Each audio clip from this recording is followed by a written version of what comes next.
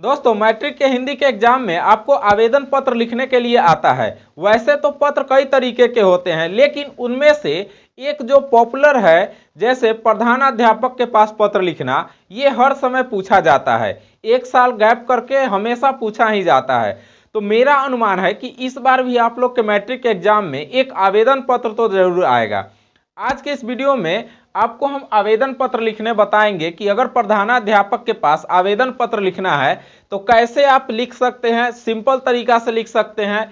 जैसे कि पत्र लिखना बहुत सारे विद्यार्थियों को लगता है कि हमसे पत्र नहीं लिखा जा सकेगा, क्योंकि ज़्यादा भास्ट होता है, उसमें का लैंग्वेज थोड़ा अलग टाइप का हो जाता है, भाषा लिखना पड़ता है, कटिंग नहीं होना चाहिए, क्या क्या चीज़ दिक्कतें आती है, आज के इस वीडियो में हम आपको बताने वाले हैं। दोस्तों सबसे पहले एक चीज हम आपको बताएंगे, जैसे कि आपको पत्र लिखना जब है तो आपको हम बता देते हैं कि मान लीजिए कि ये मेरे पास एक पेज है। इस पेज को हमने, जब इस पेज में हमको पत्र लिखना है तो आपको सबसे पहले उस पेज को 2 बार फोल्ड करना है। एक बार बीच से फोल्ड करेंगे, बीच से जब फोल्ड कीजिएगा तो उसका 2 भाग बन जाएगा, और फिर इसके बाद एक बार और फोल्ड करेंगे तो उसका 4 भाग हो जाएगा, यानी कि मोड़िएगा तो 4 भाग हो जाएगा। जब ये 4 भागों में बंट जाए तो आपको क्या करना है, एक भाग में कुछ भी नहीं लिखना है, ये भाग में कुछ नहीं लिखाएगा, और जो भी चीज हम अभी बोर्ड पर बताएंगे आपको, वो चीज आपको इन्हीं तीनों भागों में लिखना है। समझ में आ गया? चलिए अब वीडियो को शुरू करते हैं। दोस्तों आवेदन पत्र जब विद्यालय पर लिखने के लिए आता है तो कई तरह के आते हैं प्रधानाचार्य पर लिखने के लिए। जैसे कि आपको मूल प्रमाण पत्र जो सर्टिफिकेट होता है उसके लिए आएगा लिखने, मूल प्रमाण पत्र के लिए आप पत्र लिखें। दूसरा परीक्षा शुल्क माफ करने के लिए पत्र लिखें। तीसरा नामांकन कराने के लिए पत्र लिखें। मतलब इस तरह का कई सारे पत्र आते हैं। तो आपको एक ही पत्र में हम सारे तरीका का पत्र कैसे लिखा जाएगा वो चीज हम आपको बताते हैं। सबसे पहले आपको क्या करना है, एक खंड छोड़ देना है, उसके बाद से हम लिखेंगे सेवा में। ध्यान से देखिएगा, आपको पूरा समझ में आएगा अच्छा तरीका से। सेवा में लिखेंगे, उसके बाद एक कॉमा देना है, कॉमा या पूर्ण विराम, ये सब ही मेन चीज होता है। आप कोई भी चीज का जब स्ट्रक्चर पूरा समझ जाते हैं, आपका चेक भी होगा तो अंदर भले कोई टीचर पढ़े ना पढ़े उससे कोई मतलब नहीं, लेकिन उसका लिखावट, उसका जो स्ट्रक्चर है, आधार है, जिसको पत्र कहा जाता है, वो चीज आपको समझना है सेवा में। और जहां से कॉमा दिए हैं वहां से शुरू करना है आपको, श्रीमान, श्रीमान प्रधानाध्यापक महोदय, प्रधानाध्यापक हो गया, और महोदय, ठीक है। और यहां पर फिर आपको कॉमा देना है। उसके बाद आप कहां के प्रधानाध्यापक के पास लिख रहे हैं, आपका स्कूल कहां है, उस स्कूल का नाम लिखना है। तो आप जिस स्कूल में पढ़ते हैं, जिस विद्यालय में पढ़ते हैं, वहां जैसे हम एक विद्यालय का नाम लिख देते हैं। हम पढ़े हुए थे, उस विद्यालय का नाम था RG। RG मतलब रूपनगिरी उच्च विद्यालय। तो RG high school, RG high school के नाम से प्रसिद्ध है। तो RG उच्च विद्यालय, उच्च विद्यालय। अब जगह का नाम लिखना है कॉमा दे करके कि आप कहां पर ये स्कूल है। तो जैसे मान लेते हैं एक जगह का नाम दे देते हैं देवरिया, समझ गए। और यहां पर आपको पूर्ण विराम देना है, क्योंकि ये आपका कंप्लीट हो गया। अब देखिए यहां आप सेवा में लिखे हुए हैं, वहीं से आपका पत्र लिखने का शुरुआत होगा।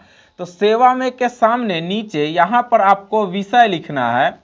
और थोड़ा सा देखिएगा ये चीज कि आपका एक लाइन छूट रहा है कम से कम, क्योंकि सादा पढ़ना तो आपको मिलेगा नहीं एग्जाम में। तो विषय, अब किस विषय में आप दे रहे हैं, विषय कई तरीका के हो सकते हैं। जैसे छुट्टी के लिए लेना है तो अवकाश प्राप्त हेतु या छुट्टी की प्राप्ति हेतु लिख सकते हैं। अगर आपको सर्टिफिकेट लेना है तो बोलेंगे मूल प्रमाण पत्र निर्गत करने हेतु। उसके बाद अगर आपको नामांकन कराना है तो नामांकन कराने हेतु, मतलब कि आपको जिस तरह का है उसका एक सब्जेक्ट देना है। तो मान लीजिए कि हम आपको बताते हैं कि छुट्टी के लिए, तो आप लिख सकते हैं अवकाश प्राप्ति हेतु, अवकाश प्राप्ति हेतु। या आप छुट्टी के विषय में ये भी लिख सकते हैं। समझ गए? अगर नहीं साफ दिख रहा होगा तो एक बार रिफ्रेश कर लीजिएगा। हो गया। आगे आप देखिए, सेवा में जहां से लिखे हैं वही विषय लिखे हैं, और सेम टू सेम यही एक लाइन नीचे छोड़ के यहीं से आपको लिखना है महाशय। महाशय लिखेंगे और यहां पर कॉमा देंगे। उसके बाद अब आपको लिखना है क्या, सो हम बताते हैं। कोई भी पत्र लिख रहे हैं उसमें यह चीज लिखना जरूरी है। क्या लिखेंगे? सविनय। कहां से लिखे हैं? जहां महाशय खत्म हुआ है और कॉमा दिए हैं वहीं से। सविनय निवेदन है कि। अब देखिए, अब जब आप किसी से निवेदन कर रहे हैं, किसी से रिक्वेस्ट कर रहे हैं, तो कैसे रिक्वेस्ट कीजिएगा? आप अपना फुल एड्रेस बताइएगा। फुल एड्रेस मतलब विद्यालय का एक अलग एड्रेस होता है, जहां पर विद्यालय में आपको अगर छुट्टी मिलना है तो कौन चीज पर छुट्टी मिलेगा, आपका रोल नंबर, आपका नाम, आपका वर्ग, ये चीज होना चाहिए। तो वो चीज लिखाएगा है कि मैं इस विद्यालय का छात्र, अगर लड़की है तो लिखेंगे छात्रा, और लड़का है तो क्या लिखेंगे? छात्र। छात्र हूं। मेरा नाम, अब जो भी नाम होगा यहां पर नाम लिख देना है, मेरा नाम, और यहां लिख दीजिए है। उसके बाद फिर यहां से जहां से महाशय लिखे वहीं से शुरू होगा। मैं डैश वर्ग में पढ़ता हूं, यानी कि आप कहां पढ़ रहे, कौन वर्ग में पढ़ रहे हैं। उसके बाद मेरा रोल या क्रमांक,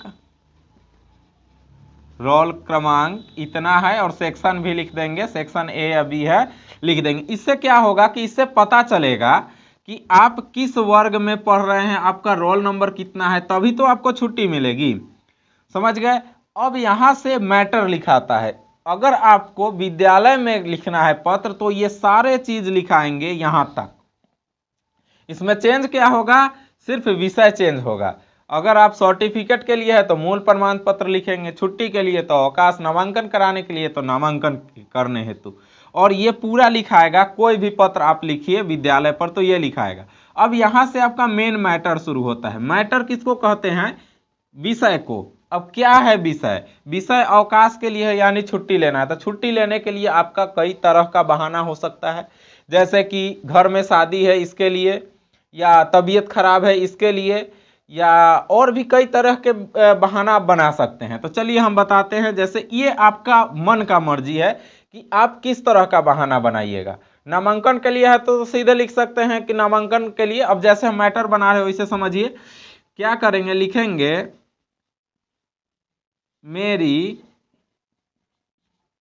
मेरी छोटी बहन का विवाह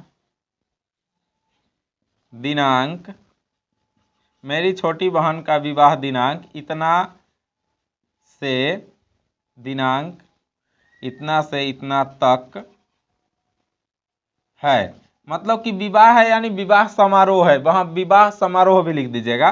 तो विवाह समारोह इतना से इतना तक है, डेट दे देना है आपको। उसके बाद इसी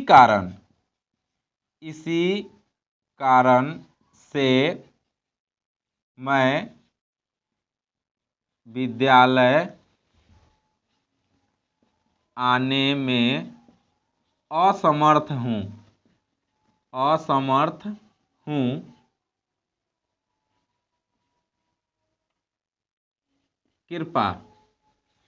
कृपा कर मुझे इन दिनों में छुट्टी दी जाए।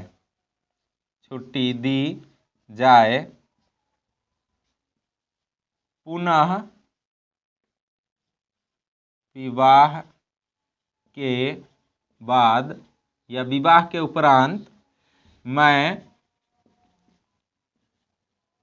विद्यालय में उपस्थित उपस्थित।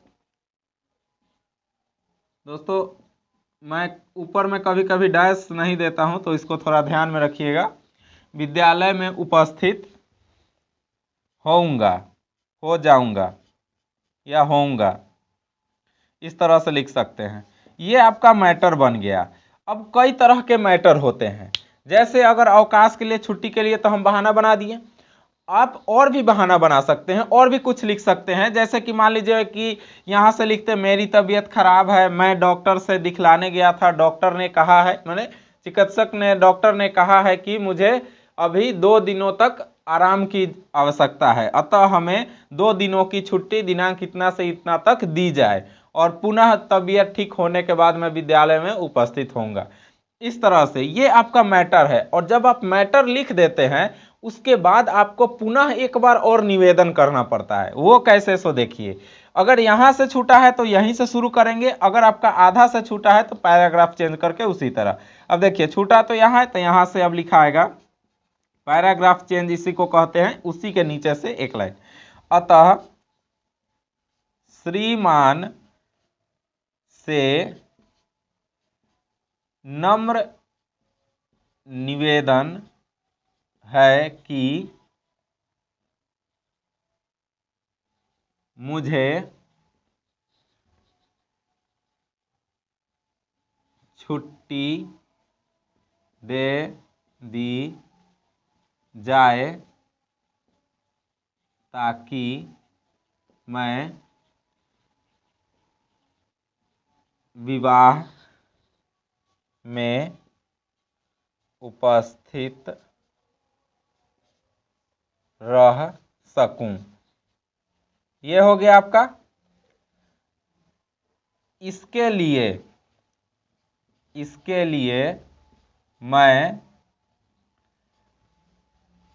श्रीमान का सदा आभारी रहूंगा, आभारी रहूंगा। ये हो गया आपका कंप्लीट। समझ गए। अब लिखना क्या है, सो देखिए।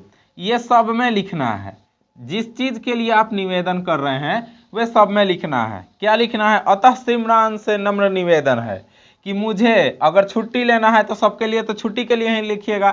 जैसे नामांकन के लिए तो अतः श्रीमान से नम्र निवेदन है कि मुझे नामांकन करने की अनुमति दी जाए, इसके लिए मैं सदा आपका आभारी रहूंगा। छुट्टी के लिए है तो छुट्टी दी जाए। मूल प्रमाण पत्र के लिए अतः श्रीमान से नम्र निवेदन है कि मुझे मूल प्रमाण पत्र दिया जाए ताकि मैं अगले विद्यालय में नाम लिखवा सकूं, इसके लिए मैं श्रीमान का सदा आभारी रहूंगा। जब इतना आप लिख लेते हैं तो नीचे एक लिखा जाता है धन्यवाद। धन्यवाद ये जरूरी रहता है एप्लीकेशन में लिखना, क्योंकि ये एक रिस्पेक्ट है दूसरे का। अब ये आपका कंप्लीट हो गया। नीचे में क्या लिखा जाता है, जैसे कि यहां पर खत्म हो गया तो धन्यवाद के नीचे क्या लिखना है हम आपको ऊपर में लिख के बता देते हैं, क्योंकि नीचे तो जगह नहीं बचा हुआ है। आप क्या लिखिएगा इसी के नीचे से, सो हम बताते हैं क्या लिखना है। सो देखिए, लिखेंगे आपका आज्ञाकारी छात्र, आपका आज्ञाकारी छात्र। यहाँ पर लिखेंगे नाम, यहाँ लिखेंगे वर्ग, यहाँ लिखेंगे क्रमांक, और आजकल मोबाइल नंबर भी लिखना जरूरी हो गया है, क्योंकि मोबाइल सभी के पास है। कोई दिक्कत होगा तो मोबाइल नंबर रहेगा, तो ये चीज आप भरिएगा। एक चीज और छूट रहा है, जहां से आप सेवा में लिखते हैं उसी के सामने दिनांक लिखा जाता है। जैसे सेवा में के इधर में आप दिनांक लिख सकते हैं। अच्छा, दिनांक लिखने का 2 जगह होता है आपको, या तो आप धन्यवाद के सामने यहाँ नीचे दिनांक लिख सकते हैं, कोई दिक्कत नहीं है, और नहीं तो आप ऊपर में लिख सकते हैं दिनांक, जिस दिन का एप्लीकेशन है उस दिन। और इस तरह से आप लिखिएगा तो विद्यालय में किसी भी तरह का आपका आवेदन पत्र इसी तरह से लिखा जाएगा। दोस्तों आशा करते हैं कि आपको समझ में आ गया होगा और आप एग्जाम में अच्छा से लिख भी पाइएगा। अगर और भी कोई भी विषय में आपको कोई दिक्कत है तो आपके अभिषेक सर आपके साथ हमेशा खड़े हुए हैं, और एक सिंपल भाषा में, अच्छे भाषा में आपको सिखाने के लिए हमेशा तैयार हैं। दोस्तों और भी दोस्तों को आप शेयर जरूर कीजिएगा इसको। मिलते हैं फिर से एक नेक्स्ट वीडियो में एक नया टॉपिक को लेकर, ताकि आपके एग्जाम में हेल्प हो सके। तब तक के लिए अपने अभिषेक सर को दीजिए इजाजत।